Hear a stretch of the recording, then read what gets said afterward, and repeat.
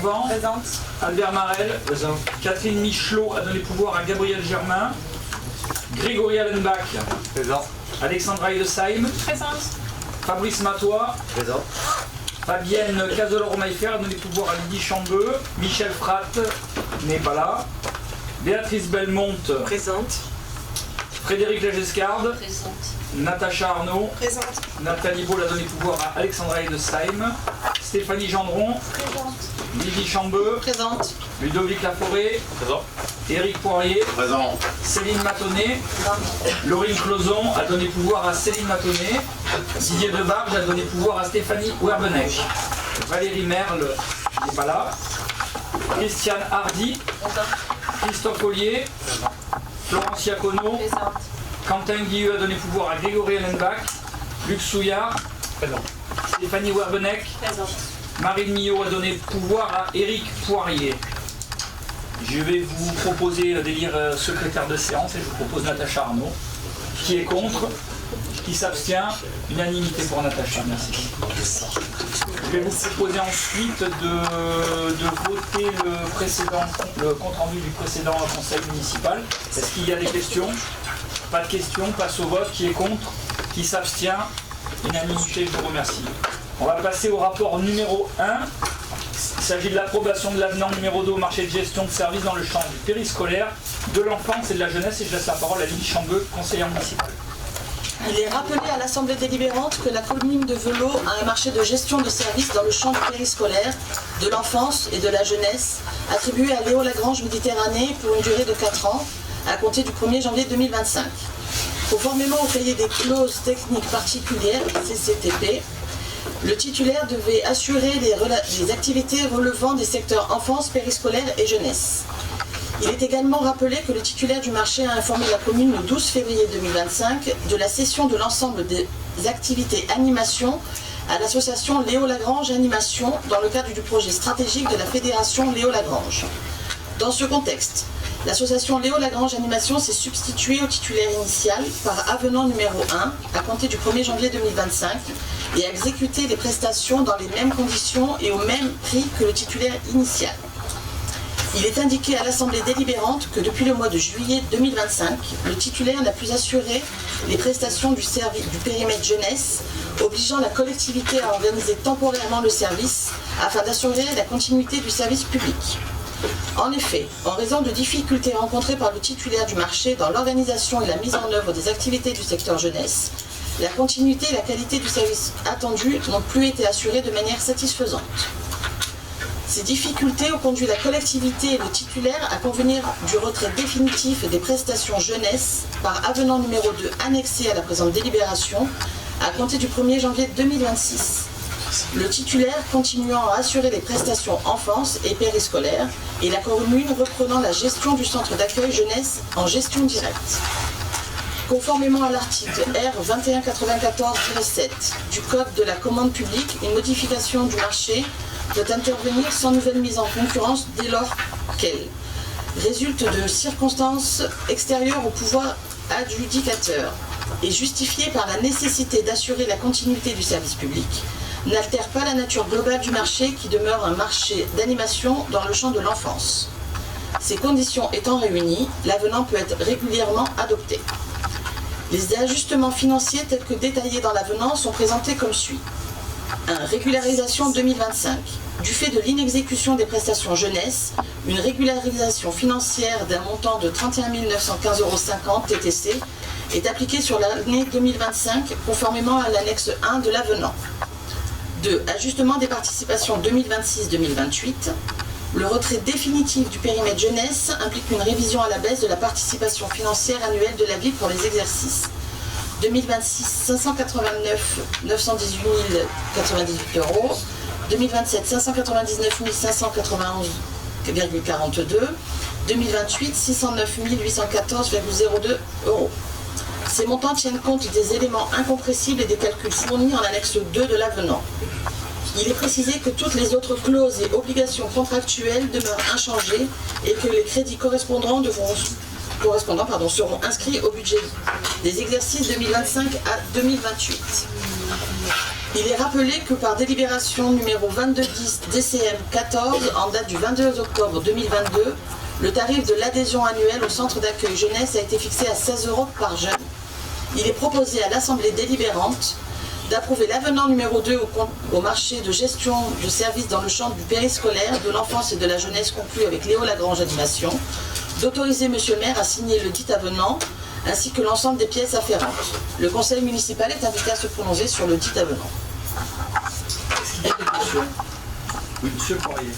Dans l'avenant 1 ou l'avenant 2, le montant de la remise que vous demandez à l'entreprise qui était en charge de cette prestation est de 10%. Pourquoi uniquement 10 et pourquoi pas des pénalités de retard ou des pénalités de non-respect du marché? Bah écoutez, comme je savais qu'il fallait faire très attention à ce qu'on fait pour justement pas avoir ce genre de problème, on a pris justement l'aide d'une AMO qui a négocié tout ça, donc c'est vraiment le job de travailler sur ces négociations-là. Et il s'est avéré que c'est ce qui a pu être négocié de plus intéressant pour la ville. Voilà. Après, si vous voulez d'autres éléments, on pourra vous faire parvenir à la nature des études. Et c'est quelque chose qui se fait de manière très professionnelle par des organismes qui savent de quoi ils parlent. Donc nous, on a fait du mieux. Comme vous pourrez le voir, surtout, on a réagi assez vite.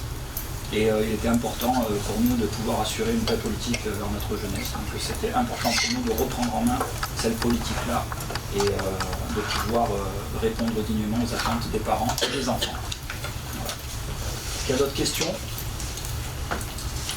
Bon, je vous propose de passer au vote. Qui est-ce qui est contre?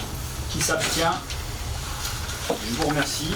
Le rapport numéro 1 est adopté. Rapport numéro 2, il s'agit de modification du tableau des emplois communaux. Je laisse la parole à Albert Marel, l'adjoint aux finances. Afin de mettre en œuvre la gestion directe de l'activité jeunesse qui vient de vous être expliquée par Madame Lydie Chambeux, on vous propose d'apporter les modifications suivantes au tableau des emplois communaux. Donc, dans le cadre de recrutement d'agents titulaires ou contractuels sur un emploi permanent, il est proposé de créer des emplois au tableau des emplois communaux, donc 2 postes d'adjoint d'animation territoriale, titulaire, temps de travail complet. Les crédits nécessaires sont inscrits au budget communal. Le conseil municipal est invité à adopter les présentes propositions et à modifier en conséquence le tableau des emplois communaux. Avez-vous des questions? Pas de questions. Pour être plus précis, ce sont les postes que nous allons créer pour justement répondre à cette demande sur la jeunesse. Donc on va faire des embauches et s'assurer que ce soit des personnes qui soient vraiment qui soient une bonne réponse aux attentes et qui soient surtout plus présents et sur qui on puisse compter. Voilà. On passe au vote. Qui est-ce qui est contre? Qui s'abstient? Le rapport numéro 2 est adopté. Rapport numéro 3, il s'agit de l'approbation de règlement intérieur des inscriptions en dérogation scolaire, du règlement intérieur de la restauration scolaire et du règlement relatif au projet d'accueil individualisé. Et je laisse la parole à Madame Lydie Chambeux. Il est indiqué à l'Assemblée délibérante que dans le cadre de ses compétences obligatoires en matière éducative, la ville assure l'inscription administrative des enfants des établissements scolaires du premier degré. Dans ce contexte, il convient de formaliser les règles et conditions d'inscription et de dérogation scolaire dans les écoles publiques du premier degré de la commune. Il est également rappelé à l'Assemblée délibérante que la cantine scolaire est un service municipal qui n'a pas un caractère obligatoire et dont le fonctionnement est assuré par des agents municipaux sous la responsabilité du maire. C'est un service proposé aux familles qui a un coût de fonctionnement pour la collectivité et nécessite de la part de chacun un comportement citoyen. Il convient donc également de formaliser les conditions d'accès et d'utilisation de ces services par un règlement. Enfin, il convient également de définir les règles pour établissement d'un projet d'accueil individualisé, PAI, au travers d'un règlement pour les enfants ayant besoin de santé particulier. Ce PAI permet de définir les modalités d'accueil et d'accompagnement de l'enfant afin de garantir la continuité des soins à l'école et durant les temps périscolaires. Il est proposé à l'Assemblée délibérante d'approuver le règlement intérieur des inscriptions et des dérogations scolaires, ainsi que le règlement intérieur de la restauration scolaire et le règlement relatif au PAI, annexé à la présente convocation. Les dits règlements s'appliquent aux écoles maternelles et élémentaires Jean Jaurès et Jean Giono et à leurs restaurants scolaires. Le respect strict des règlements est une obligation pour les enfants, leurs parents et les responsables légaux. Le conseil municipal est invité à approuver les dits règlements. Il y a des questions? On passe au vote. Qui est contre? Qui s'abstient? L'unanimité, je vous remercie. Rapport numéro 4. Approbation de la convention de partenariat dans le cadre d'une entente intercommunale entre l'association Salon Action Santé et les communes de Velot, Coudoux, Saint-Chamas et Pélissane dans le cadre de l'ouverture d'un lieu d'accueil enfants-parents. Je laisse la parole à Lydie Chambeux. Il est rappelé à l'Assemblée délibérante que la convention territoriale globale CTG 2025-2028, approuvée par la délibération 2502 DCM 02 en date du 25 février 2025, prévoit l'ouverture d'un lieu d'accueil enfants-parents, LAEP, selon les objectifs de la Caisse d'allocation familiale, dans le but d'accompagner les familles, faciliter la relation parentale ou encore favoriser le développement de l'enfant. Le LAEP est un espace d'accueil, de jeu, de rencontre, d'écoute en direction des familles à la recherche d'un lieu de sociabilisation pour leurs enfants et ou d'un lieu d'accueil pour les parents. Il a pour objectif de accompagner la relation précoce, le lien parent-enfant, enfant-enfant, parent-parent, parents professionnels et enfants professionnels. Valoriser les compétences parentales et consolider les liens familiaux. Lutter contre l'isolement, accompagnement des mères isolées, prévention du burn-out parental. Préparer à la séparation et à l'accompagnement à l'autonomie, aide à l'intégration de l'enfant à la crèche et ou à l'école. Favoriser la sociabilisation précoce des tout-petits, donner des repères, offrir un cadre structurant, prévenir la maltraitance. Dans ce contexte, il est proposé à la commune de rejoindre le partenariat créé entre l'association Salon Action Santé, porteur du projet LAEP itinérant, et les communes de Coudoux, Saint-Chamas et Pélissane, visant à confier à la dite association la mise en œuvre du projet multipartenarial de soutien à la parentalité Bulle des familles, pour les parents et les enfants âgés de moins de 6 ans, piloté par une éducatrice de jeunes enfants salariés de l'association. Ce LAEP itinérant se déplacera selon un calendrier défini dans les différentes communes partenaires, à raison d'une demi-journée par mois. Chaque temps d'ouverture au public durera 3 heures. Des séances de supervision pour les accueillantes seront fixées à l'avance et encadrées par un professionnel extérieur. Des réunions d'équipe auront également lieu envers les supervisions dans le but de traiter des questions d'ordre organisationnel. Une accueillante sera affectée par la commune sur les demi-journées d'accueil prévues et sur les temps de supervision et de réunion d'équipe dans l'année. Une somme forfaitaire de 300 € pour l'année sera facturée à la commune pour les supervisions, ainsi qu'une somme forfaitaire de 2 900 € par an pour les accueils. La commune de Velot propose de mettre à disposition le local situé à proximité de la crèche La Bressarelle, 685 avenue de la République. Le partenariat est conclu par convention du 1er janvier 2026 au 31 décembre 2026.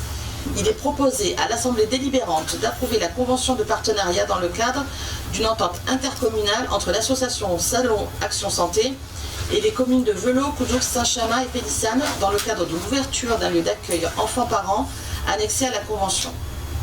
D'autoriser le maire à la signer ainsi que tout acte afférent. Le conseil municipal est invité à se prononcer sur la dite convention. Merci Lydie. C'est une très belle opération. La première aura lieu mercredi à 9h. Et je suis sûr qu'il y aura du monde. Elle répond à une grosse demande sur notre commune et sur tout le bassin de vie. Est-ce qu'il y a des questions? Pas de questions. On passe au vote. Qui est contre? Qui s'abstient? Unanimité. Je vous remercie pour le point 4. Rapport numéro 5, il s'agit d'une décision modificative numéro 2 au budget primitif 2025 de la commune. Et je laisse la parole à Albert Martin. Merci. Le budget communal pour l'année 2025 a été adopté le 18 mars par le conseil municipal. Un petit rappel, la section fonctionnement était présentée un suréquilibre de 750 000 € avec des dépenses de 12 992 000 et des recettes de 13 742 000. La section investissement était présentée en équilibre à 6 338 000 €. Le 2 juillet 2025, on a voté la décision modificative numéro 1. Décision modificative qui présentait un déséquilibre de 40 000 € en fonctionnement et un équilibre en investissement. Aujourd'hui, on vous propose la décision modificative numéro 2, qui représente un déséquilibre de 30 000 € en fonctionnement et un équilibre en investissement. Donc on aura fait pour notre budget 2025, on aura fait 2 décisions modificatives qui pèsent à toutes les deux 70 000 euros pour un budget de 12 992 000 euros, soit 0,054% du budget prévisionnel. On peut se féliciter de la justesse des prévisions. Vous avez le tableau avec les dépenses, donc je vais vous le parcourir rapidement. Donc en charge à caractère général, on a 14 626 euros de moins. Charge de personnel et frais assimilés, on a 13 000 euros de plus. En réalité, c'est 13 000 qui étaient au niveau des GUSO qui étaient en 0,11, qui passent en 0,12, donc c'est juste une écriture.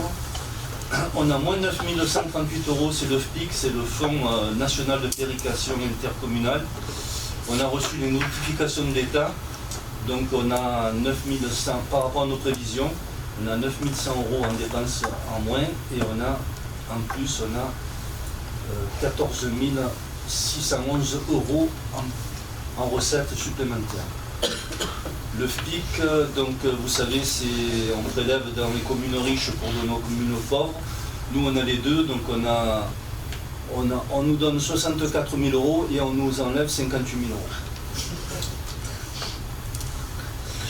En notre charge de gestion, on a 6 000 euros de loyer de la boulangerie.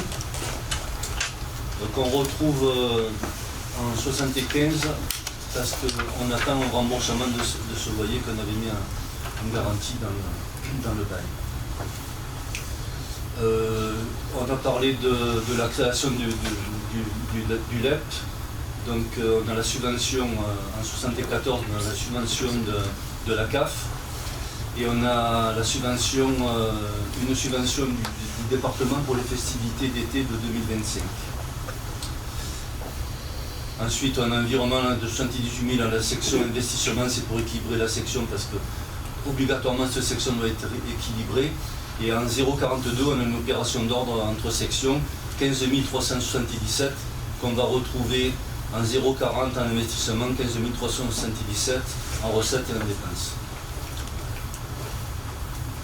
Voilà pour la partie fonctionnement. La partie investissement, on a des recettes, on a réduit, on avait prévu 40 000 euros de taxes d'aménagement et à ce jour on a des rentrées qui sont plutôt faibles, c'est l'État qui nous donne le résultat. Donc on a enlevé 20 000 euros sur ces prévisions. Subventions, on a reçu des subventions du département, lutte contre les frelons, achat radio, rénovation de terrain de boule, dépenses informatiques, travaux de voirie. Et on a réduit les subventions de façade parce qu'on fera moins de travaux façade par rapport à ce qui était prévu.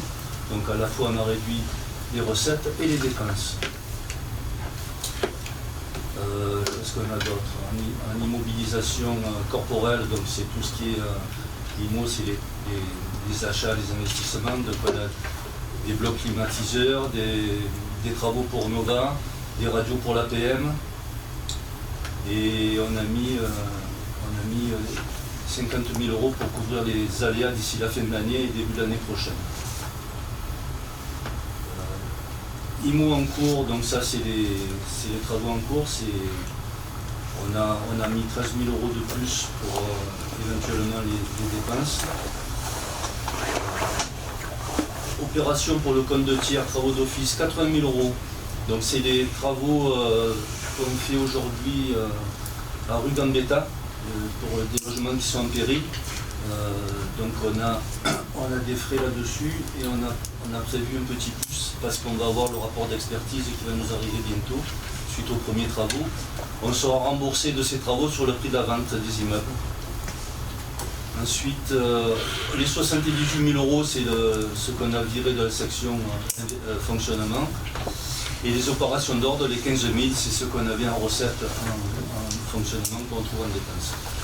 Donc on a un total de 245 019 euros en dépenses pour 215 000 euros 019 en recettes, ce qui nous fait un delta de 30 000 euros. Voilà, si vous avez des questions,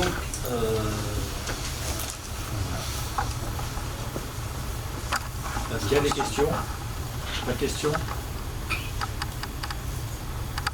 Bon, ben on va passer au vote. Qui est contre? Vous êtes contre, ok. Qui s'abstient? Ok, le rapport numéro 6 donc adopté. Non, c'était le numéro 5. Le rapport numéro 6, c'est l'autorisation d'engager, liquider, de mandater le quart des crédits budgétaires d'investissement avant le vote du budget primitif 2026. Je laisse à nouveau la parole à Albert Amaral. Donc, comme chaque année, avant le vote du budget, autant en fonctionnement, on peut réutiliser les dépenses de l'année précédente. En investissement, il faut que le conseil municipal vote ce qu'on appelle le quart investissement, c'est-à-dire c'est les dépenses qui étaient inscrites en budget et en décision modificative l'année précédente, et en deux dans la limite du quart des crédits ouverts au budget de l'exercice précédent. Donc les crédits ouverts au budget précédent comprennent l'ensemble des inscriptions du budget primitif, du budget supplémentaire et des décisions modificatives. On vous propose de faire application de cet article pour les dépenses d'investissement suivantes. Donc on a un atelier partagé, les crédits qui étaient inscrits pour 10 000, donc ça nous fait un quart de crédit de 2 500 €. Les voiries urbaines 92 000, ça nous fait un quart de crédit de 23 000 €. Donc pour la partie opération d'équipement, on avait 103 000 et quelques, on a 25 000 €. Et sur la partie hors opération d'équipement, donc on a les immobilisations incorporelles, donc c'est en grande partie des études, les subventions d'équipement versées, donc ça c'est les façades et l'hôpital de Salon principalement. Immobilisation corporelle, donc c'est des achats, terrain, bureaux, voitures. Le 23, c'est les immeubles en cours, c'est les travaux de longue durée, donc c'est pratiquement l'ensemble des travaux qu'on fait dans l'année sur la commune. Et puis le 45, c'est des opérations qu'on fait pour le compte de tiers, donc ça peut être pour la métropole, et dans ce cas-là, cette année, c'était sur Gambetta, c'est des travaux de réhabilitation des bâtiments. Donc on était à 3 272 000 et on a 818 089 en crédit d'impôt.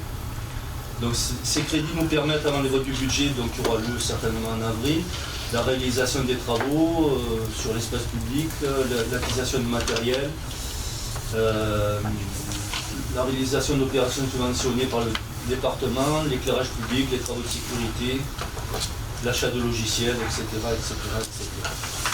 Le conseil municipal est invité à autoriser monsieur le maire à engager et à liquider et à mandater jusqu'à l'adoption du budget primitif 2026 de la commune les dépenses d'investissement concernées dans la limite du quart des crédits inscrits sur le budget 2025, comme reproduit sur le tableau. Voilà, donc si vous avez des questions. Ça, c'est quelque chose qu'on fait chaque année, hein. Vous aurez compris, ça nous permet... C'est pour pouvoir démarrer l'année sans avoir voté le budget. Bon, on va passer au vote. Qui est contre? Qui s'abstient? Le rapport est adopté, je vous remercie. Rapport numéro 7, il s'agit de l'actualisation des modalités d'amortissement des budgets régis par la nomenclature comptable M57. Albert? Alors on est passé à la M57 en janvier 2023. La DGFiP nous a fait des préconisations pour les amortissements par ligne de la M57. Donc ce tableau répercute les durées d'amortissement qu'on peut avoir. Donc je ne sais pas s'il y a un intérêt de tout balayer, vous avez pu le dire. Donc c'est uniquement, c'est pour calculer les amortissements. Il faut savoir que depuis la M57, on fait l'amortissement en temps réel. Avant on faisait en fin d'année, maintenant on le fait en temps réel, c'est-à-dire au moment où l'achat se fait. Donc on a mis à jour notre tableau d'amortissement. Les amortissements en cours, donc qui avaient démarré, se poursuivront selon les modalités prévues antérieurement, avant cette délibération. Le conseil municipal est invité à fixer les durées d'amortissement telles que définies dans le tableau du budget de la commune de Velo. Ça sera à partir du 1er janvier 2026. Voilà, avez-vous des questions? Pas de questions, on passe au vote. Qui est contre? Qui s'abstient? Le rapport est adopté. On passe au rapport numéro 8. L'approbation de la convention d'adhésion à la médiation préalable obligatoire du centre de gestion des Bouches-du-Rhône. C'est moi qui le c'est Albert qui le présente, il faut pas marquer. Hein. C'est du RH, donc oui, Albert, c'est toi. Alors, le dispositif de médiation préalable obligatoire est devenu pérenne à compter du 1er avril 2022 pour le traitement de certains litiges de la fonction publique et certains litiges sociaux. Les centres de gestion assurent la mission de médiation préalable obligatoire prévue à l'article L213-11 du Code de justice administrative. Le CDG 13 auquel la commune est affiliée propose cette mission. Une explication sur qu'est-ce que c'est la médiation préalable. C'est un processus de résolution amiable des différends avec l'aide et l'intervention d'un tiers neutre et impartial, le médiateur. Les agents des collectivités doivent y recourir avant de saisir le tribunal administratif. L'agent qui conteste une décision administrative individuelle engage la médiation dans un délai de 2 mois suivant la décision litigieuse. La médiation est un espace d'échange et de collaboration qui permet de lever les barrages et de rétablir le dialogue. Le médiateur ne peut intervenir que dans des cas de décision administrative individuelle défavorable. Exemple, problème de rémunération, détachement, mise en disponibilité, aménagement des conditions de travail suite à un classement d'inaptitude, etc., etc. Lors du conseil municipal du 6 juin 2023, l'Assemblée délibérante a approuvé la précédente convention pour la période du 14 juin 2023 au 31 décembre 2025. Nous vous proposons de conventionner de nouveau avec le CDG 13 pour la réalisation de la mission de médiation préalable jusqu'au 31 décembre 2028 inclus. Le coût est supporté exclusivement par l'administration. Pour les collectivités affiliées au CDG 13, la mission est financée par la cotisation obligatoire dans la limite de 8 heures maximum par médiation, car la durée moyenne d'une médiation se situe entre 6 et 8 heures. Au-delà, la facturation interviendra sur une base d'un décompte au coureur de 50 € de l'heure. Il est précisé que les crédits nécessaires sont inscrits au budget communal. Le conseil municipal est invité à approuver la convention d'adhésion à la médiation préalable obligatoire du CDG 13 et à autoriser M. le maire à la signer ainsi que tout document y afférent. Avez-vous des questions? Bon, je vous rassure, on n'a eu aucune médiation depuis. Non, il n'y en a pas eu. Mais c'est obligatoire et c'est bien de le continuer. S'il n'y a pas de questions, on va passer au vote. Qui est contre? Qui s'abstient? Unanimité pour le rapport 8 et on va passer au numéro 9. Donc, il s'agit des décisions du maire en ce qui concerne la vie locale. On retrouve 6 conventions de mise à disposition de locaux pour des associations bolocchiennes dans le cadre de l'exercice de leurs activités et une convention de mise à disposition de la Maison pour tous, la MPT, pour le spectacle d'improvisation du 15 novembre 2025. Ensuite, en ce qui concerne le développement économique et emploi, les décisions elles concernent des baux précaires pour les boutiques éphémères, ainsi que le loyer du bail commercial du 15 place François Caire. Il s'agit du glacier qui va s'installer avec un bail progressif comme tous les commerces qui se sont installés dans nos locaux. Ensuite, au niveau des services techniques, on retrouve un avenant, l'avenant qui est le deuxième donc, au marché relatif à la programmation de la réhabilitation du groupe scolaire Jean Jaurès et l'audit énergétique. Concerne l'ajout aussi d'une mission au marché, mise à jour du programme technique détaillé pour 9 120 € TTC. L'avenant numéro 7 aussi au marché relatif aux travaux de maintenance, entretien et rénovation des installations d'éclairage public concernant l'ajout d'un ensemble de prix au BPU pour la pose et la dépose des illuminations des fêtes de fin d'année. Enfin, l'attribution du marché à procédure adaptée pour le renouvellement du contrat d'assurance dommages et biens aux biens à compter du 1er janvier 2026 à la SMACL pour 53 645 €. Et on peut se réjouir d'avoir un assureur parce qu'il y a beaucoup de collectivités qui aujourd'hui n'ont aucune réponse à leur demande d'assurance. Au niveau de l'urbanisme, la décision elle concerne une convention d'occupation précaire d'un logement appartenant au domaine public communal pour un loyer de 700 € par mois. Il s'agit d'un agent des services techniques qui fait des astreintes. Le secrétariat général, avec une décision qui concerne une convention de mise à disposition de la Bastide Lopez à la société Télécip pour le tournage du téléfilm Le Voyageur qui a eu lieu du 14 au 15 octobre pour la somme de 800 €. Ensuite, en ce qui concerne la population, on retrouve 2 décisions concernant l'attribution de concessions.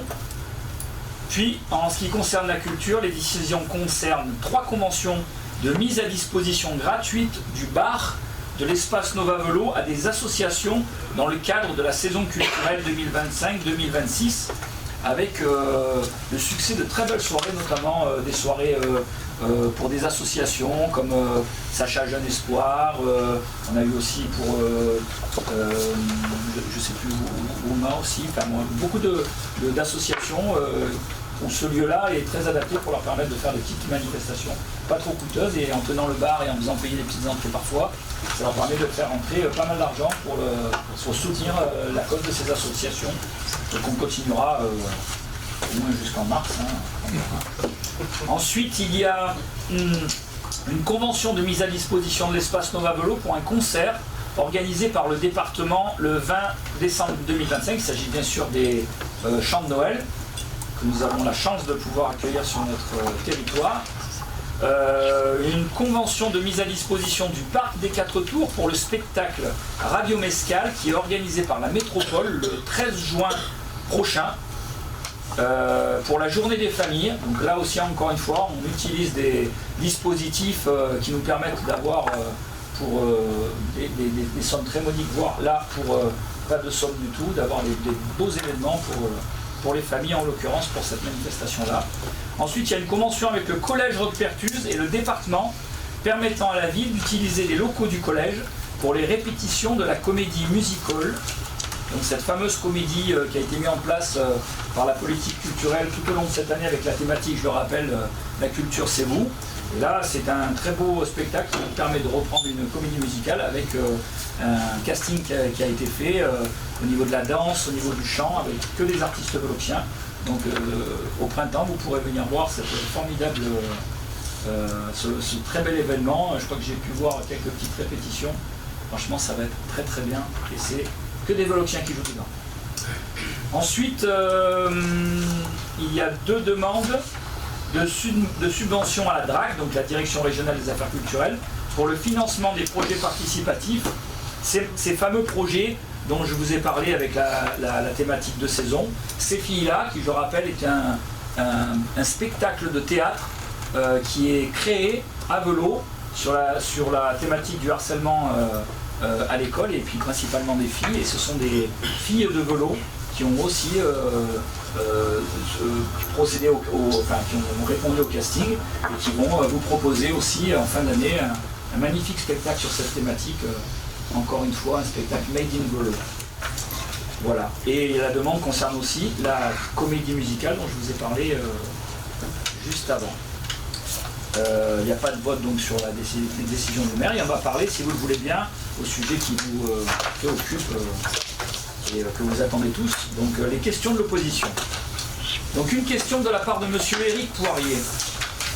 Est-il possible de connaître le montant de l'embellissement du rond-point de la Verdière, et afin de ne pas partir en conjecture avec des documents factuels à l'appui, sachant que nous n'avons pas vu de résolution en conseil municipal, travaux rond-point Verdière. Alors M. Poirier, les travaux pour l'aménagement du rond-point s'élèvent à 92 625 € hors taxe, avec un financement de 70% du département, soit une recette de 56 000 € et un coût net de 36 625 €.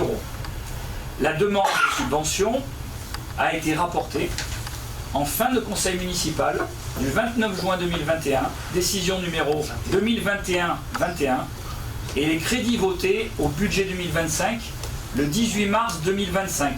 Il me semble que vous étiez présent, puisque vous êtes parmi les élus qui sont les plus présents au conseil municipal. Donc vous ne pouvez pas être passé à côté de cette décision. Les dépenses relèvent du marché à bon de commande avec Eurovia pour 38 511 € hors taxe, hors marché, avec l'entreprise SRV Bamontel pour 37 314 € hors taxe, et avec l'entreprise locale Donzo, qui est une entreprise de ferronnerie qui se trouve à la Verdière, pour 16 800 € hors taxe. Deuxième question de monsieur... Je peux me permettre, monsieur le maire ? Allez-y. En fait, vous avez dans le Veloxien dit que c'était les services techniques qui avaient réalisé les plantations. La végétalisation, oui. Ouais.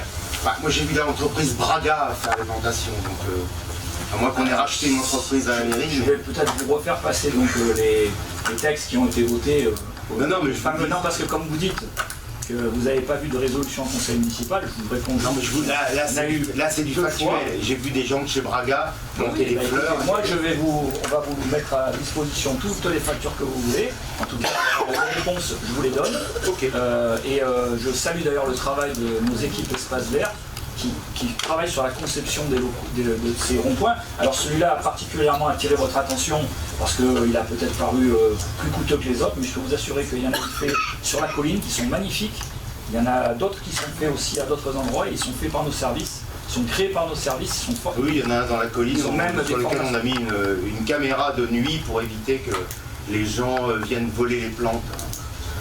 Il n'y a pas de caméra dans la colline, mais pour les plantations sur les ronds-points, il y a des caméras. Écoutez, je suis très heureux de pouvoir répondre à votre question, puisque une caméra vient d'être installée à l'entrée de la colline. Je sais. Donc, moi, je m'occupe des choses, je vous réponds en disant...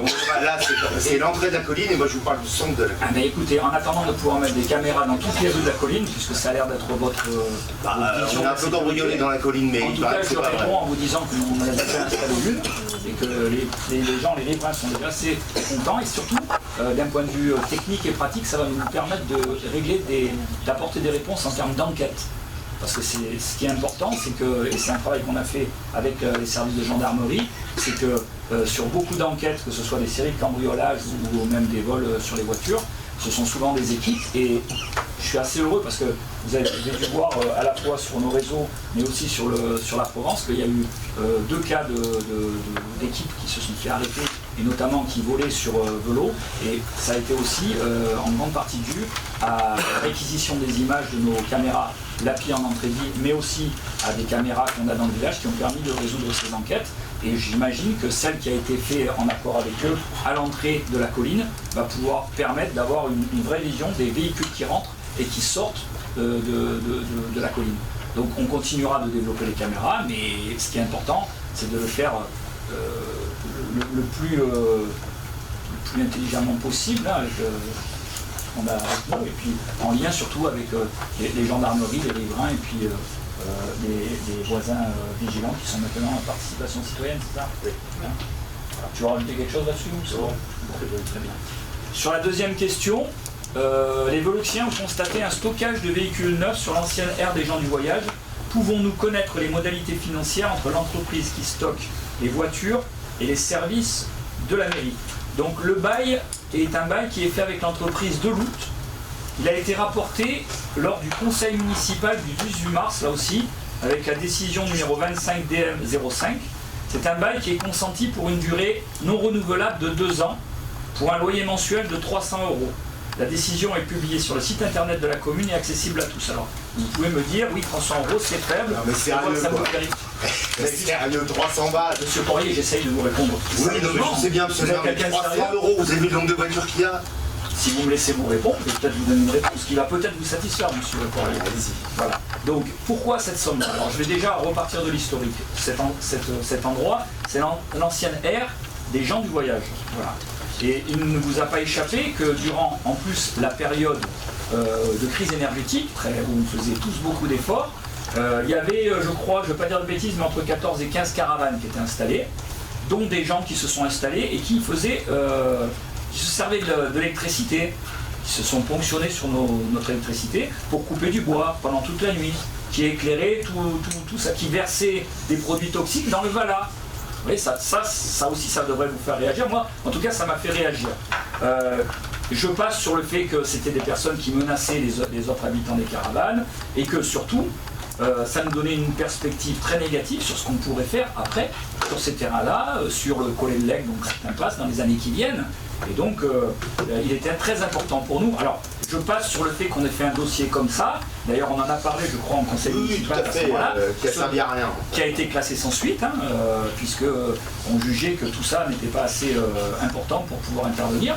Donc moi, j'essaye de trouver une solution avec les moyens que j'ai sur la ville.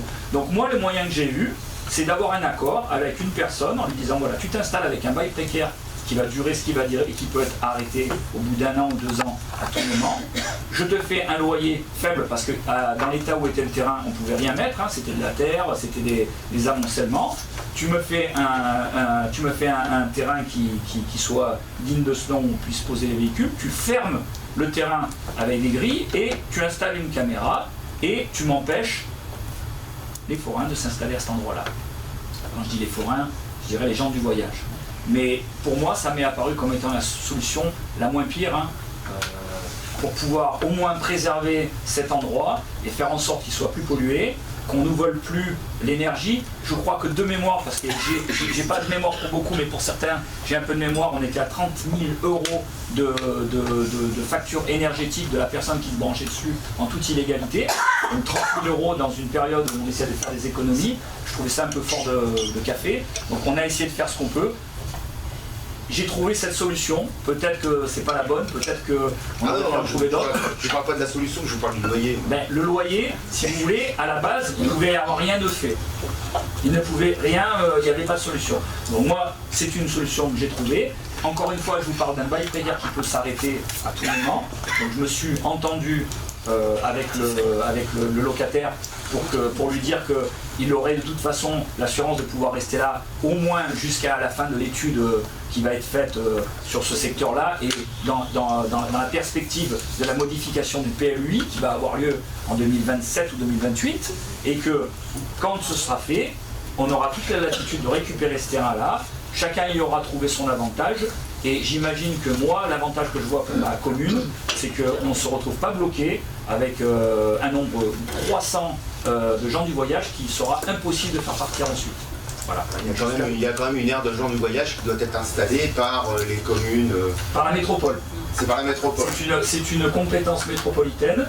Donc un petit peu la vôtre aussi, vous, monsieur le maire, vous êtes tout à fait. Alors, vous voulez que je vous dise? Ouais. Au tout début, où on a travaillé sur ce secteur, moi j'avais tellement de problèmes avec les gens du voyage, parce que c'était ingérable, que j'ai proposé à la métropole, effectivement, ils voulaient faire une aire intercommunale. Vous voyez? Alors au début, ils devaient en faire une, mais moi il était hors de question que je fasse une aire et que je prenne tous les gens du voyage de la basse vallée, surtout qu'au départ, le projet devait se faire à Berre. Moi je leur ai dit, si vous voulez, on peut travailler sur un projet.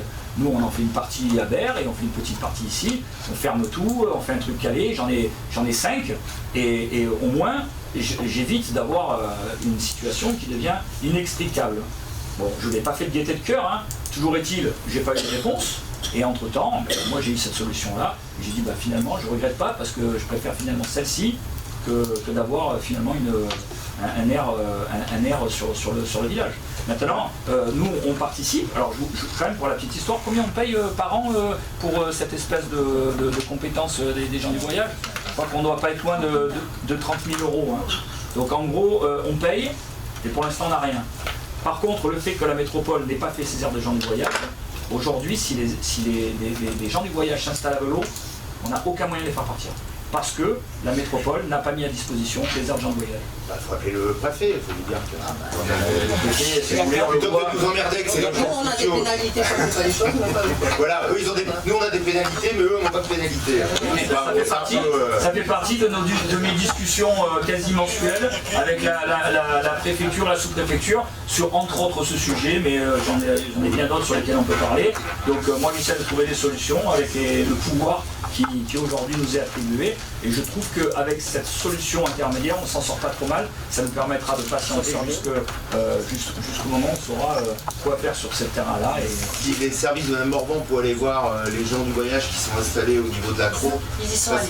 Parce que la flotte là, on arrose allègrement, l'herbe verte. Si vous voulez, on peut en discuter, il n'y a pas de problème. Non, mais c'est parce que... Non, mais parce que vous dites, on est allé, donc je peux vous en parler. Ils sont allés la semaine dernière accompagnés de la gendarmerie. Alors, pour aller au bout de votre question, pour vous dire que quand même on essaie de trouver des solutions, on a effectivement eu une réunion avec les services de la préfecture, avec les services du logement social, avec tous ces gens-là. Bon, je vous passe sur les préambules qui vous mettraient tellement en colère que vous auriez du mal à garder votre sang-froid, et j'ai du mal à garder le mien, parce qu'en fait c'est de la faute à personne, et puis on doit tout faire, on doit reloger tout le monde, mais on a le droit à rien. Tout ça pour vous dire, c'est qu'aujourd'hui on nous a quand même conseillé et notamment dans les conseils aujourd'hui, c'est de régler ça non pas par l'aspect Répressif. par l'aspect administratif en fait. Donc on est en train de monter tout un dossier qui va passer par des injonctions mais administratives qui nous permettront plus facilement, alors je vais vous dire qui nous permettront pas plus facilement, je me suis un peu trop avancé, qui nous permettront d'espérer plus d'avoir un gain de cause, parce que effectivement les services nous ont dit qu'en procédant de cette manière, on avait plus de chances d'arriver à nos fins. Donc on y est dessus, on travaille dessus, mais oui, mais vous savez, il faut essayer de croire en quelque chose, parce que sinon on ne fait plus rien. Voilà. On va passer à la question numéro 3, si vous le voulez bien, une question de Madame Céline Matonnet. Vous avez évoqué lors des résolutions du maire, alors donc des décisions du maire, c'est ça?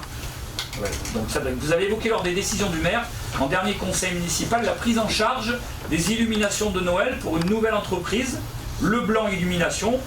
Alors c'est pas si nouveau que ça, parce qu'en fait je pense que les entreprises, il en existe 2, donc on n'est pas loin du monopole, et c'est d'ailleurs ce qui explique aussi la situation qu'on a eue. Une entreprise française leader sur son marché, ceci pour améliorer la qualité de la prestation. Mais c'est toujours l'entreprise Béranger qui assure la pose. Pourquoi ne pas avoir fait ce choix plus tôt pour les fêtes de Noël? Nous voudrions connaître le montant des factures des Noëls précédents, des illuminations et le montant du nouveau bon de commande passé dans le cadre d'une MAPA. Alors là, ce qui pourrait apparaître comme un sujet finalement très simple et très facile à expliquer, je vais essayer de vous montrer que en fait, c'est pas si simple que ça. Les éléments explicatifs sur les illuminations de Noël depuis le début de notre prise de responsabilité, donc depuis le début du mandat, c'est vrai qu'en 2020, il a échappé à personne que nous avons traversé une pandémie et que notre installation qui a été retardée, à cause de ça, le projet d'illumination il a été commandé hors marché. Donc il y avait une différence, c'était inférieur à 40 000 € hors taxe pour 45 825 € 51 TTC avec 15 points d'illumination sur la zone. D'accord ? En 2021, un marché de 1 an renouvelable 2 fois, donc renouvelable 2 fois, a été attribué à Béranger Blacher. L'année 2021 a coûté 47 889 €. Ensuite, nous avons traversé la crise énergétique qui nous a conduit, et on a eu l'occasion d'en parler en conseil municipal notamment, qui nous a conduit à réduire temporairement le coût des illuminations, allant à 38 483 € en 2022 et 38 434 € en 2023. J'avais d'ailleurs souvenance de beaucoup d'émois selon lesquels la ville ne faisait pas assez en illumination, que c'était nul, que c'était ridicule. C'est vrai que moi-même, je l'avais dit d'ailleurs en conseil municipal, ça m'est arrivé de passer devant des ronds-points et de me dire peu cher. Et j'avoue, hein. Et puis vous savez, le maire c'est le premier qui a interpellé, comme il dit Archer, le premier à porter d'engueulade. Donc je sais, mais c'était un choix qui nous est apparu normal, quoi. Il fallait qu'on fasse des économies et ça commençait par là. Donc en 2024, le marché lancé à la consultation, il a été infructueux et il est attribué hors marché au groupement Béranger Blacher pour 47 876 € 75, avec le même périmètre que les 2 années précédentes, donc sur 15 points d'illumination. En 2025, les modalités de passation, elles ont été changées, parce que les modalités changent aussi, avec un marché d'1 an renouvelable, 2 fois toujours, avec les fournitures d'illumination et un avenant avec notre marché d'éclairage public, Béranger pour la pose. Cet allotissement devait nous éviter d'avoir un marché infructueux comme en 2024, ce qui a été le cas. La seule fourniture relève d'un marché passé avec Leblanc Illumination pour 33 458 € 74 sur un périmètre de 9 sites. Donc on a réduit. Ce marché dépend de la décision 25 DM 118 rapportée au dernier conseil municipal. La pose des illuminations est actuellement faite par Béranger, titulaire du marché d'éclairage public, qui est un marché d'éclairage beaucoup plus global, qui concerne tous les éclairages de la ville. Et c'est là où je dis que c'est pas évident d'arriver à recouper dans tout ça à quoi correspondent les actions. Mais cependant, ils étaient titulaires du marché d'éclairage public avec un prix fixé par avenant et rapporté lors de ce conseil municipal le 25 DM 128. C'est un marché qui sera renouvelé dès l'année prochaine Et bien entendu, nous serons très vigilants pour pouvoir le rediscuter. Et en espérant aussi, parce que là-dedans, je vous passe aussi les fluctuations qu'il y a eu dues à l'explosion énergétique et toutes ces choses-là qui font que... les gens de chez Béranger qui font partie du groupe Gagne Euro, ils sont quand même partenaires de Leblanc Illumination. Alors qu'ils soient partenaires ou pas partenaires... C'est sur leur site, monsieur le maire. Oui, je ne viens pas vous dire le contraire, c'est pas dit non. Donc ils ont changé de fournisseur quand on vient leur en face, à eux aussi. Mais on est d'accord pour savoir, et il suffit d'aller voir les communes qui sont autour de nous, pour savoir que vous avez exactement la même chose, ce sont les mêmes éclairages, et qu'en vérité, ils les font tourner d'un an sur l'autre, d'une ville à l'autre, et que, je sais plus, il y a un formidable article sur le monde d'une mairesse du nord de la France, qui fait remonter toutes les incohérences sur les surplus, les différences de prix faites pour les collectivités par rapport au privé.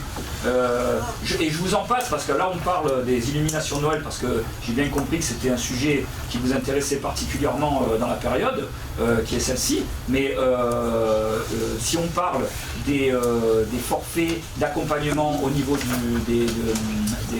l'informatique, alors là c'est du délire, hein. Pour éviter d'avoir des virus, toutes ces choses-là, les prix qui sont pratiqués pour les collectivités en termes de protection informatique et autres dans un climat qui est très anxiogène sont hallucinants. On aura l'occasion d'en reparler, mais on a déjà évoqué lors de marchés passés. Mais là, on est dans des prix qui sont même au-delà des prix des illuminations. Et j'en conviens, c'est déraisonnable et c'est insupportable. Donc je suis entièrement d'accord avec vous. Après, on essaie de faire pour le mieux. L'année dernière, on me reprochait de ne pas faire beaucoup de lumière et que c'était moche. Aujourd'hui, cette année, on a essayé de faire un peu mieux, avec pas beaucoup plus de moyens. On a fait comme on a pu, et puis les Voloxiens jugeront, et puis voilà. On essaie de faire pour le mieux. Si vous allez dans certaines villes autour de nous, vous verrez qu'au niveau des dépenses, on a fait attention. Je vais passer à la question numéro 4 de la part de Madame Stéphanie Werbeneck. Pourrions-nous connaître le montant des travaux globaux de l'escalier en face de l'église, l'escalier, le mur en pierre sèche et autres travaux connexes, ainsi que la ligne budgétaire précise dans laquelle ils sont repris? Donc les travaux pour l'aménagement devant l'église, c'est un petit peu comme pour le rond-point d'entrée de ville. Il s'élève, alors pas au niveau du tarif, mais sur la méthode. Donc il s'élève à 118 521 € hors taxe, avec un financement de 70% du département, soit une recette de 82 965 € et un coût net de 35 556 €. Donc la demande de subvention, elle a été rapportée, encore une fois, lors du conseil municipal du 5 juillet 2022. Les crédits ont été votés au budget 2025 le 18 mars 2025 et les dépenses, elles relèvent du marché à bon de commande avec la société Eurovia pour 114 632 € hors taxe et hors marché pour les espaces verts avec les entreprises MTC et SRV Bas-Montel pour 3 889 € hors taxe. Alors, on pourra toujours discuter sur le bien fondé de cette opération ou l'esthétique même. On a une bonne perception de ce qui a été fait. J'avoue que j'aurais aimé qu'on fasse aussi la porte au-dessus, ça aurait été plus complet, ça aurait été joli. On ne fait pas toujours ce qu'on veut.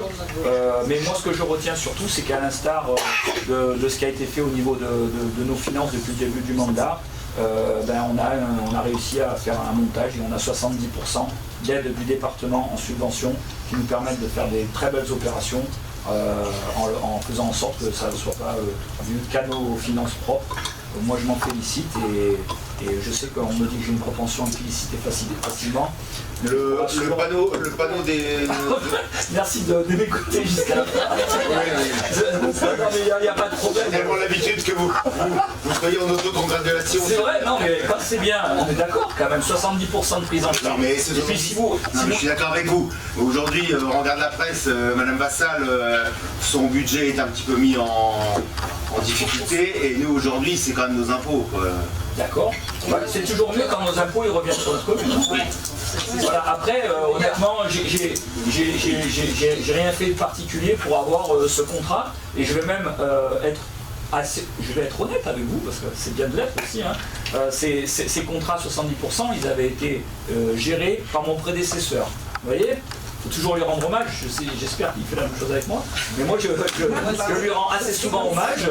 Et donc, ce que je peux vous dire, c'est que ce contrat, le CDDA, on a eu au moins la possibilité, et ça, par contre, on va se le mettre à notre crédit, c'est de le reporter de 3 ans pour pouvoir bénéficier de 70% dans une période. Et là, vous allez me le dire, puisque vous avez vu les articles, et vous avez bien compris que dans les années qui viennent, les subventions du département, alors déjà elles sont plus à 70, elles sont à 50 maintenant, dans le meilleur des cas, mais dans les années qui viennent on peut s'attendre quand même à, et je ne parle pas que du département, mais je parle en général de l'État, elles vont fondre comme neige au soleil. Gouvernement. Ouais, c'est ça. Le jour où notre gouvernement votera le budget, vous verrez que nous n'allons pas avoir que des bonnes nouvelles. Et puis après, le reste, ça ne m'appartient pas. Est-ce qu'on aura le panneau d'affichage d'expression publique sera remis en place ou pas? Vous pensez vraiment qu'il ne sera pas remis en place? Ah, j'en sais rien parce que on pose une question. C'est un détail, ça c'est pas ce qui est le plus dur à faire, vous savez. Et pour répondre justement à votre question, on n'est pas parmi ceux qui l'ont le plus utilisé. Voilà, je suis d'accord avec vous, on a d'autres moyens d'équitation. C'est vrai. Non, mais c'est vrai. J'aurais dû me taire. Voilà, donc il sera installé, bien entendu. Il y a encore une question de la part de M. Didier de Barge.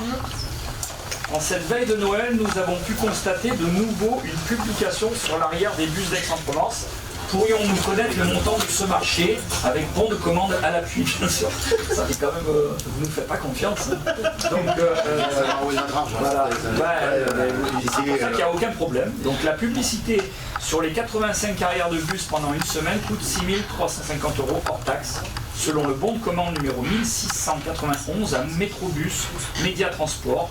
Effectivement, comme le dit M. Didier Debarge, une nouvelle fois oui, puisque ça fait la 3e année, je crois qu'on a fait la 3e année où on a ce très beau marché des produits, marché gourmand de Noël, qui rayonne pas mal. Effectivement, pour qu'il rayonne, il faut une publicité qui soit à la hauteur du rayonnement.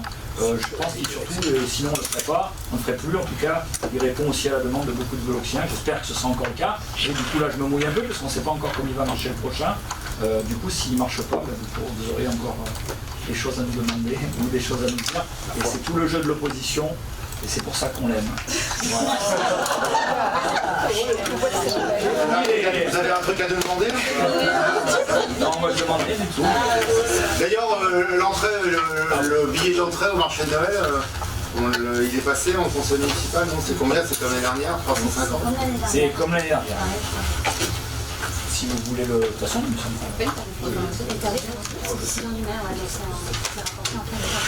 Voilà, donc vous pourrez le consulter, mais c'est exactement le même que d'habitude.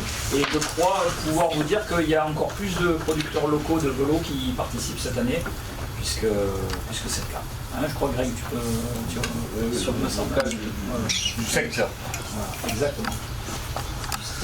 Écoutez, je crois qu'on a épuisé l'ordre du jour, donc je vais vous souhaiter à tous d'excellentes fêtes de Noël, de fin d'année en famille. Merci beaucoup et merci à vous d'être là pour nous filmer à chaque fois. Merci à vous. Merci à tous.